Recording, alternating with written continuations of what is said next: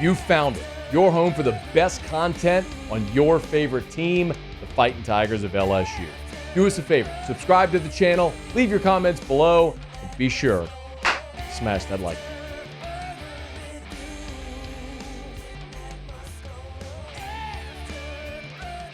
We head back out to L.A., incidentally. Bryan Fenley, who does a UCLA Post Game there at AM 570, does a lot of media out in Westwood and parts beyond. Good enough to join us here, talk a little bit about UCLA, which made their debut at Big Ten Media Days, and obviously their debut season in the Big Ten. Bryan, we appreciate it, man. How are you?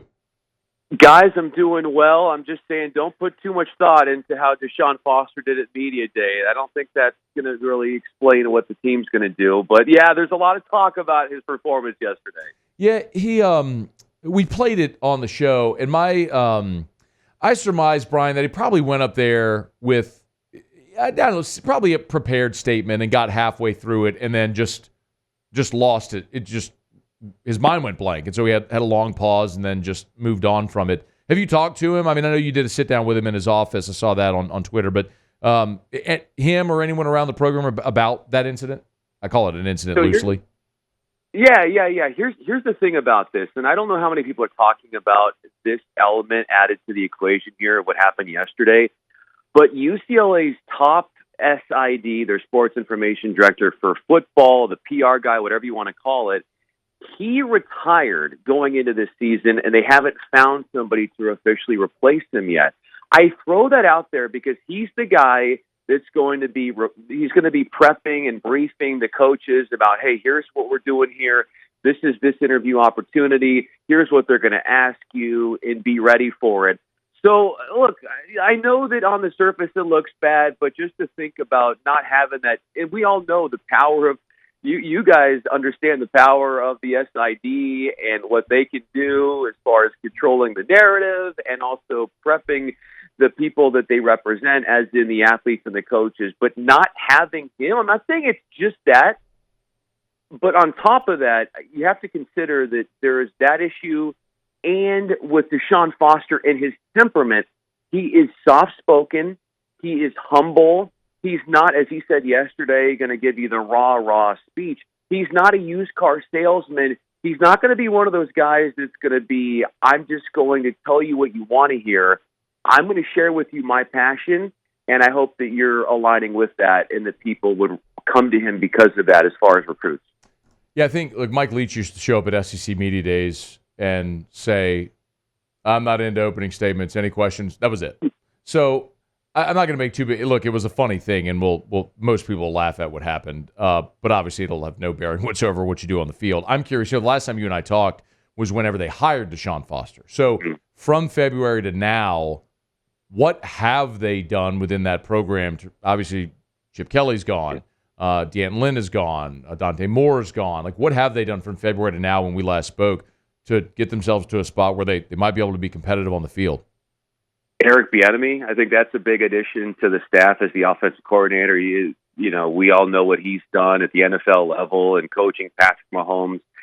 That is a humongous addition. That's going to help Deshaun Foster a whole lot. I think anybody in Deshaun's position, look, he comes from being a running backs coach, and that's a big jump from a position coach like that to being a head coach. And usually that's something that not a lot of people can handle. But because it's the alma mater for Deshaun Foster, he's very well aware of the environment as far as the politics you have to play, the people that are helping you that are in your inner circle, the recruiting landscape. And Eric Bieniemy is very much familiar with his UCLA ties as well. But one of the biggest things that I've seen for UCLA is just a general jump in the level of talent that they're bringing in from a recruiting standpoint. I can say this now since Chip Kelly is gone. He did a lot of damage when it comes to recruiting classes in the form of, look, the guy just didn't put a whole lot of effort into recruiting, and UCLA, unfortunately, is paying the price of that, and I think they will for the next couple of years, particularly in the Big Ten. But all Deshaun Foster has been doing is been trying to bolster these recruiting classes now, get them back to where they're supposed to be in the top 25, because under Chip Kelly, you think about building a program when you've got years of dismal recruiting and you're not getting really any major talent. you're going to start to feel the effects of that. And it's not Deshaun's fault, but he's been trying to repair that and try to get the recruiting on a different stead. And I think he's making the moves to make that happen. Was there anything Deshaun Foster did at Media Day, aside from the opening statement thing, that people are talking about? Anything he said or did where he maybe got a win on Media Day? I honestly think that was the only thing that really, if you want to call that a blip from his efforts and all the different media responsibilities that he had yesterday. He was on other podcasts I saw, and the thing about Deshaun is like, yeah, look, he's been in the spotlight as a running back in the NFL.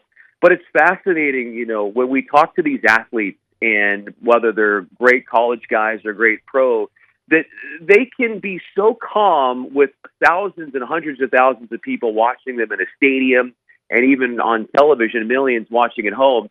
But the act of public speaking is, for some reason, it's not transferable in terms of being comfortable with yourself. This is going to be a work in progress for Deshaun, but I will say that from all I saw, all he needs is to feel comfortable.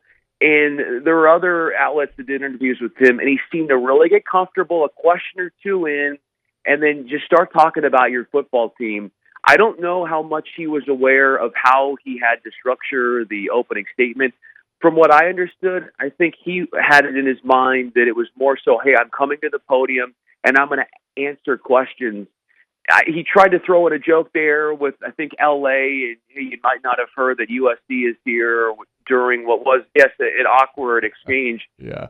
But I honestly think that he just wasn't prepped enough, and I'm not putting that anybody on one person's fault, but you have to go back to something that nobody's talking about. The main SID at football, UCLA, who's been there for a long time, has just retired, and that's a hole that I think was shown in yesterday's activities.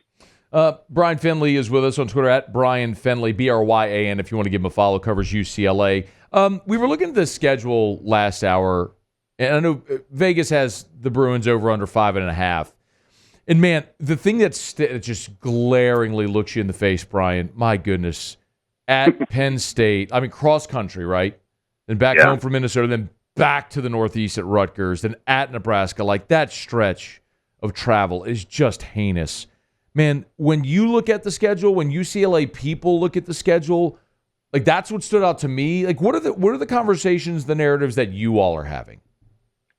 Well, and then let's not forget that their first game of the season is out in Hawaii, which if you're flying even from LA to Hawaii, that's about a 5-hour trip too. So it's like you're going to the East Coast in another way as far as the time in the air on an airplane. So, I'm looking at the schedule, and I think that it's pretty fair, that 5.5 number that you threw out there. I think if you look at the schedule, you got Hawaii and you got Indiana. You got to win those two games. And then if you can come up with a few other wins, like the Rutgers one, the Minnesota, this is going to be a sort of a deer in the headlights, I think, when you get to Penn State. And look, I love the Rose Bowl and all that it stands for, but one of the problems that it's had for so long is that it's not on campus. The first couple of weeks of the season, school isn't even in session. Right. So the numbers of people that are there, 40, 45,000, that's about it. Unless LSU comes to town, which was a great game a few years ago at the Rose Bowl where they almost were able to fill it. But it's the amount of people, it's being the ones that are in the spotlight, traveling to an away stadium.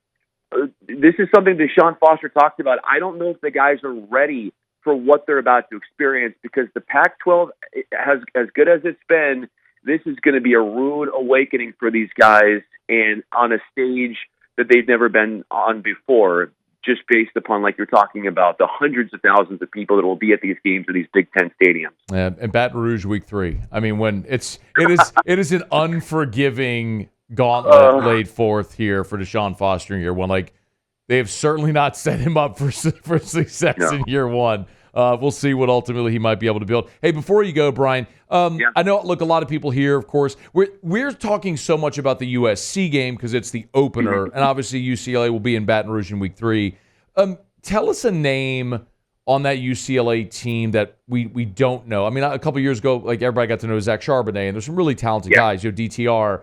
Who's a name now on this UCLA team that LSU fans should know or will know after that Week 3 game? Yeah, I'm going to give you two, one on defense, one on offense. Offense, Keegan Jones, he is a speedster. He was misused, mismanaged by Chip Kelly. It was a disgrace that he didn't allow Keegan Jones to get as much play and as much smell on the field. He's going to be great with the ball in his hands, and on anything that he can do on the perimeter, he is going to make up some big gains with the ball and the rock in his hands. On defense, Jay Toia, he's a defensive lineman. Both of these guys were actually going into the transfer portal. They were wooed back to UCLA. The stalwart on the line, Jay Toia, he feasts on dudes in the backfield, and then Keegan Jones with the rock in his hand can make guys miss and just break ankles with his moves. Well, football's almost here, man, and while talking season can be fun, it's just going to be way better when they tee it up and kick it off, and we get a little closer with every single day. Hey, Brian, we appreciate it, man. I'm sure we'll talk again as we get closer to LSU and UCLA there in Week 3.